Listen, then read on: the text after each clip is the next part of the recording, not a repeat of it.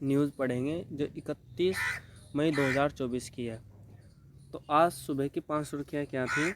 31 मई 2024 TCS और IIT Mumbai Bharat का पहला क्वांटम डायमंड माइक्रोचिप इमेजर बनाएंगे। न्यूजीलैंड में विजिटर वीज़ा के लिए अंग्रेजी अनुवाद की आवश्यकता होगी। न्यूजीलैंड में विजिटर वीज़ा के लिए अंग्रेजी अनुवाद की आवश्यकता होगी। बैंकों में अदावी जमा राशि 26% बढ़कर 78,213 करोड़ रुपए हो गई है। बैंकों में अदावी जमा राशि 26% से बढ़कर 78,213 करोड़ रुपए हो गई है। स्पेस एक्स ने US स्पाई कॉन्स्टेलेशन के लिए पहला उपग्रह लॉन्च किया।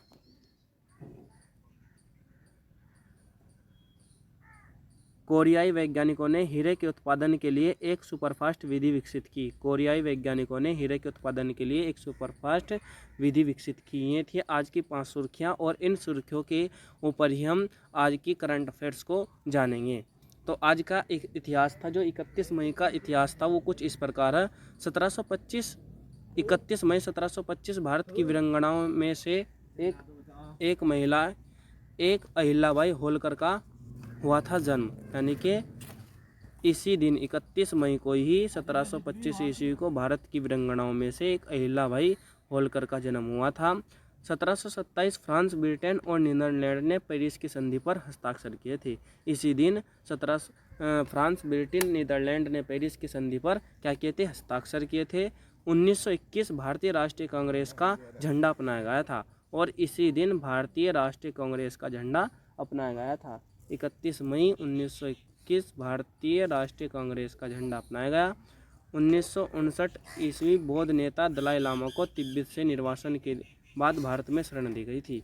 इसी दिन 31 मई 1959 में बौद्ध नेता दलाई लामा को तिब्बत से निर्वासन के बाद भारत में शरण दी गई थी। 2008 में विश्व के सबसे तेज धावक हुसैन बोल्ट ने 100 मीटर की दौड़ 31 मई को ही 2008 में विश्व के सबसे तेज धावक हुसैन बोल्ट ने 100 मीटर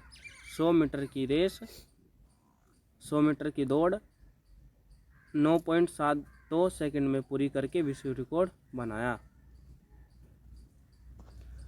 विशेषताएं। अमेजन वर्षावन की क्या विशेषताएं? सबसे बड़ा उष्णकटिबंधीय वर्षावन, 5.5 मिलियन वर्ग किलोमीटर क्षेत्रफल, समृद्ध जैव विविधता, लंग्स ऑफ ए अर्थ या पृथ्वी के फेफड़े भी अमेजन वर्षावन को बोला जाता है। उद्देश्य वैश्विक जलवायु विनियमन, स्वदेशी समुदाय का घर। इसका उद्देश्य दूसरा क्या? उद्देश्य वैश्विक जलवायु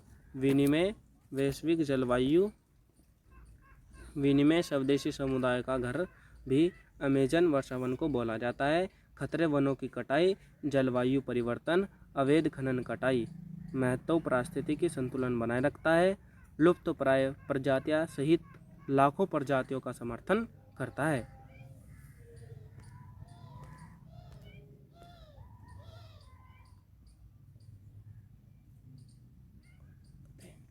Pronunciations UHNCDUs meaning proceeding in a gradual subtle way but with harmful effects, यानी कि कुछ मीनिंग्स है जिनका हमें प्रोनाउंसिएशन यानी कि उच्चारण करना है। जैसे बट विद हार्मफुल इफेक्ट्स, जैसे धोखेबाज। सिनोनिम्स इसका होगा कनिंग, डिसीटफुल। एंटोनिम्स यानी कि सिनोनिम्स माने पर्यायवाची शब्द, कनिंग का डिसीटफुल। एंटोनिम्स विलोम शब्द honest, sincere. Mnemonics in plus sit plus hide, someone who sides hidden inside and slowly causes harm. Example, the disease was insidious, spreading undetected until it was too late to treat effectively. हमने pronunciation किसका पढ़ा? उच्चारण।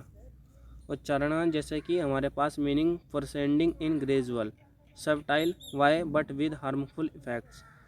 Synonyms इसका cunning, deceitful, antonyms honest sincere. तम्बाकू निषेध दिवस 31 मई। विश्व स्वास्थ्य संगठन के सदस्य देशों ने तम्बाकू निषेध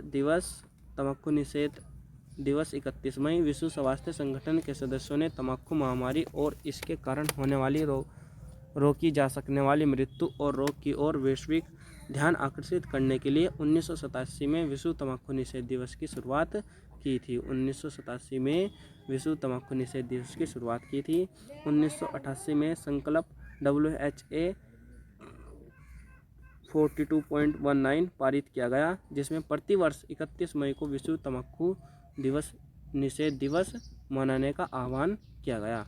1988 में ही संकल्प WHA 42.19 पारित किया गया, जिसमें प्रतिवर्ष 31 मई को विश्व तम्बाकू निषेध दिवस मनाने का आह्वान किया गया। भारत में तम्बाकू की खेती पुर्तगालियों द्वारा 1605 में शुरू की गई थी।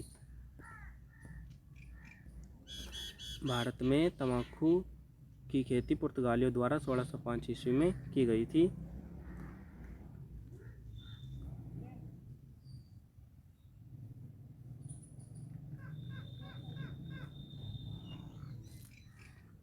तो ये थी हमारी आज की करंट अफेयर्स सुबह की। और जानने के लिए जुड़े रहिए my Instagram Rahul Raj Gautam channel और माई यूट्यूब चैनल है RKBS क्लासेस।